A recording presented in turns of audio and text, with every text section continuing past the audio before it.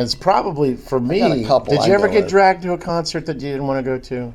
Or that you didn't think you cared about? I've pretty much been hip for everything I've ever gone to. So Yeah. I know the stories of other people Yeah. Sure. that, so I know where you're coming from here. Yeah. Yeah. Well, I had back in '88. I'm a teenager. My friend Bruce down the street had an extra ticket to go see R.E.M. at the William and Mary Hall, and one interesting thing about this is it was the last general admission show that R.E.M. Oh, yeah, ever did. General Admissions. Yeah, the I last remember one they ever those. did. Yeah. 'Cause, but I could have cared less about R.E.M. R.E.M. I wasn't a hater, and they were obviously all over the radio if you were listening to that kind of stuff. But I went in there just to go hang out and have a good time, and I wound up being 1,000% blown away, and it was like probably one of the coolest shows I've ever seen. And I think some of that's probably amplified by the fact that I wasn't expecting much. Right. Yeah. Yeah. Because R.E.M. is not that. But my goodness, I mean, it was also one of the first shows I ever saw that had a big giant screen behind the band.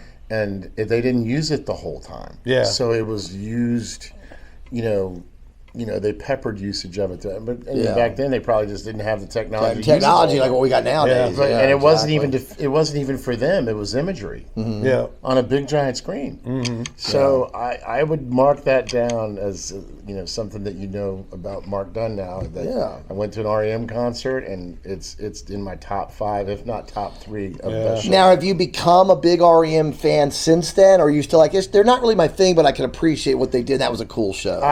So I went and dove in, and I got into some of the stuff. I liked how and I'm going to get into the weeds a little bit, but the producers were smart enough to exploit their simplicity. Now that sounds like a backhanded compliment. I got what you're saying. But they're just straight to the message, rock and roll with different textures, mandolins, acoustic guitars, 12-string electric guitars. I